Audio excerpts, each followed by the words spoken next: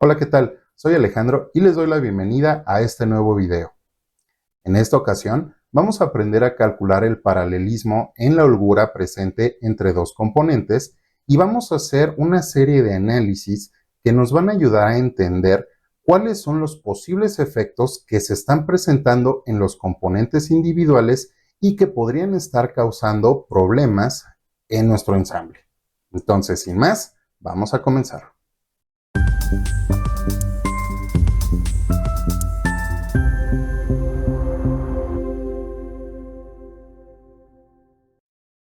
Una holgura es el espacio formado ya sea por diseño o por ensamble entre dos o más componentes. Cuando esta holgura ha sido definida por diseño, nos va a servir para hacer una absorción de la acumulación de variación en el producto. La función básica de las holguras es evitar el contacto entre componentes y dependiendo del producto, estas holguras pueden considerarse como características de calidad percibida.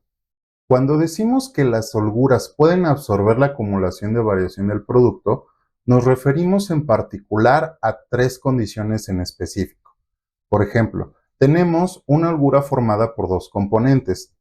En este caso, la holgura va a absorber los efectos de las desviaciones de tamaño de ambos componentes, sus errores de forma e incluso los errores generados por variación en posición y orientación. Ahora, ¿qué es el paralelismo de una holgura? El paralelismo de una holgura es la desviación de la forma final de la holgura con respecto a su condición nominal. Consideremos lo siguiente. Tenemos una holgura en condición nominal entre estos dos componentes. Después del proceso de manufactura y de ensamble de estos dos elementos, es posible que la holgura que estemos midiendo en el producto final tenga esta forma. Es decir, esté más abierta en la parte de arriba y más cerrada en la parte de abajo. Es posible también que por errores de orientación o de posición, estos elementos no se encuentren en las condiciones esperadas. En este caso, podríamos ver algo como esto. Las líneas punteadas representan la condición nominal de la holgura, mientras que las líneas rojas representan la condición real de fabricación. A esto nos referimos con que el paralelismo va a medir el error o la desviación que presenta el estado real de fabricación o el estado real resultante de esa holgura con respecto a su condición nominal. Ahora, para esto es importante que entendamos que van a haber diferentes tipos de holguras. En general, vamos a tener dos tipos de holguras. Las holguras paralelas, que son aquellas en donde la magnitud de la holgura es constante a lo largo de toda la holgura o de todo el canal de la holgura. Esto no tiene que ver necesariamente con la forma de los elementos, porque en este caso justamente las caras de los elementos que forman dicha holgura son paralelas. Por ejemplo, este sería un caso típico o clásico de una holgura paralela, pero también podríamos tener una holgura inclinada que sigue siendo paralela porque tiene la misma magnitud en la parte de abajo como en la parte de arriba, o incluso podemos tener holguras paralelas en elementos curvos. Recuerden, aquí lo que forma o lo que define la holgura paralela es la magnitud constante del espacio entre los componentes. Si esto no se cumple, entonces hablamos de que tenemos una holgura cónica, en donde a lo largo de toda la holgura vamos a tener una dimensión diferente. Normalmente, una holgura mayor en algún punto de todo el canal de la holgura y una holgura menor o de menor tamaño en el extremo de esa holgura. Vamos a revisar cómo medir el paralelismo en holguras. Para empezar, vamos a hacer la medición de las holguras en los extremos de la misma.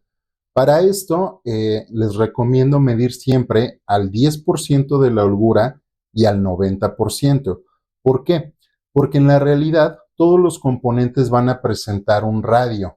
Entonces, lo más seguro es que si nosotros empezamos a medir del 10% y terminamos en el 90, ya no vamos a ver una afectación en la magnitud de la holgura derivada justamente de los radios. Como tip adicional, les puedo comentar que, o les puedo recomendar que se mida también al 50%. Y esto lo vamos a revisar el por qué más adelante. Ahora, para este caso, tenemos una holgura entre estos dos componentes con una magnitud nominal de 5 y una tolerancia de esta holgura de más o menos 1.2. Por lo tanto, los límites absolutos de esta holgura serían de 6.2 y de 3.8. Ahora, supongamos que hacemos la medición en estos valores extremos y encontramos que la holgura al 10%, digamos aquí, es de 5.8 y al 90%, por ejemplo, aquí, equivale a 4.3. Ahora, lo que tenemos que hacer para calcular el paralelismo es obtener la diferencia absoluta entre estos dos valores. Entonces, aquí simplemente hacemos la diferencia y pues llegaremos a la conclusión de que el error de paralelismo en esta holgura es de 1.5. Establecemos el valor absoluto porque en la realidad pues no podemos tener holguras negativas. De ahí que calculamos esta magnitud en términos absolutos. Sin embargo, también podría darse el caso en el que midiéramos, por ejemplo, en la parte de arriba 4.3 y en la parte de abajo 5.8. En este caso, si nosotros no hiciéramos este cálculo en términos absolutos, encontraríamos que el error de paralelismo es de menos 1.5. Repito, en la realidad no vamos a tener dimensiones negativas, de lo contrario serían interferencias. Y en este caso, esa interferencia no existe. En este caso, el signo negativo nos indica únicamente que la tolerancia se encuentra, que la holgura se encuentra más cerrada en la parte superior. De aquí vamos a concluir dos cosas. A mayor diferencia, es decir, mientras esta diferencia o este resultado sea mayor, es mayor el error en el paralelismo. Y por otro lado, el signo que nosotros obtengamos acá nos va a indicar la forma que tiene esta holgura. A partir de esta forma, podemos revisar una clasificación no oficial de holguras. Vamos a revisar cuáles son estas.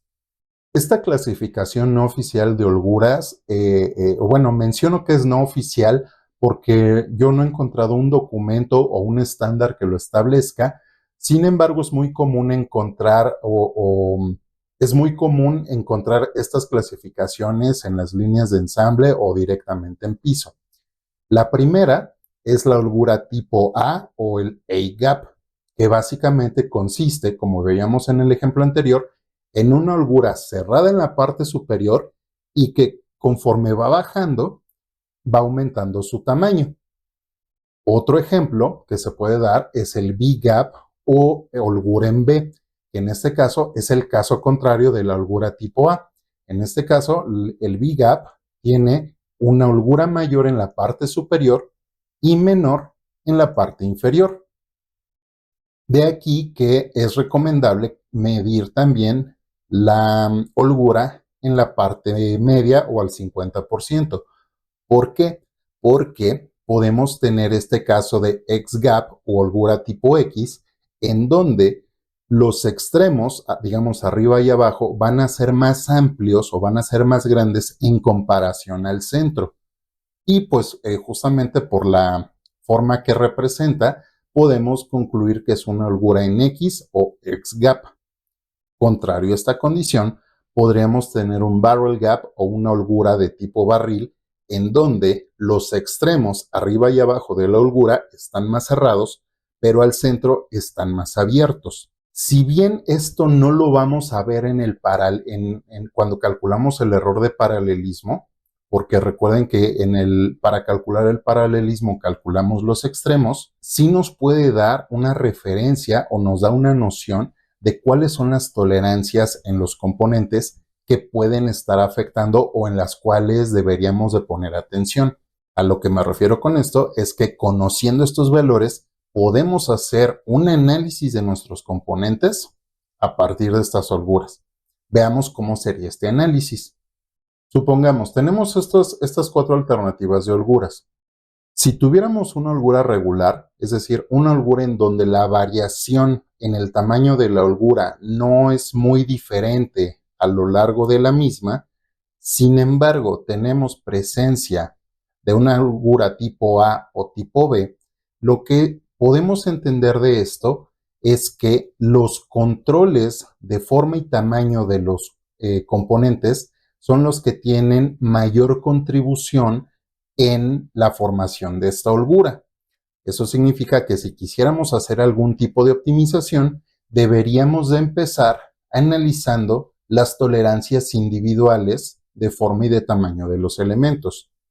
Ahora, si tuviéramos una holgura también regular, pero tenemos un comportamiento de tipo X o de tipo barril, entonces podemos estar seguros que ese ensamble que estamos formando tiene o está siendo afectado en gran medida por las tolerancias de forma y tamaño.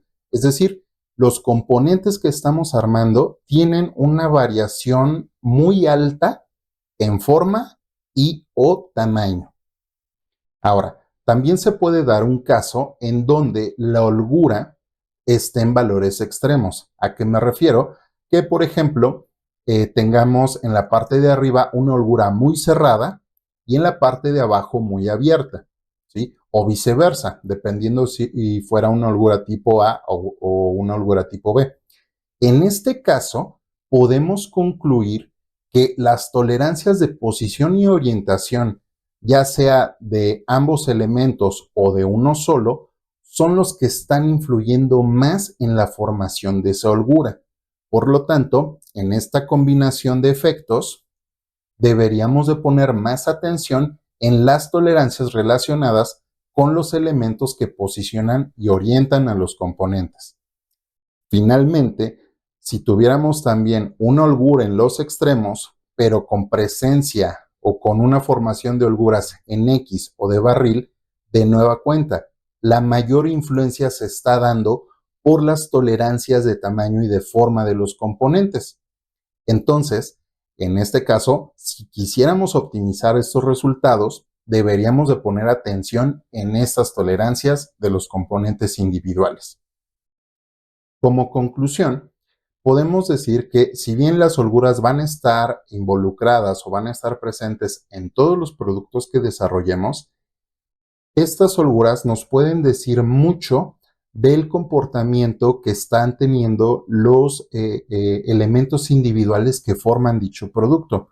Por lo tanto, es importante aprender a leer estas características para tener una mejor noción de justamente cómo todos estos elementos, cómo estas tolerancias están interactuando entre sí.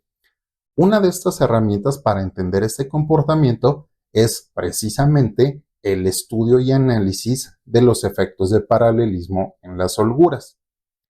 Con esto vamos a cerrar este video. Espero que les haya sido de utilidad. Recuerden, si les gustó, denle like, compártanlo a quien consideren le pueda ser de utilidad.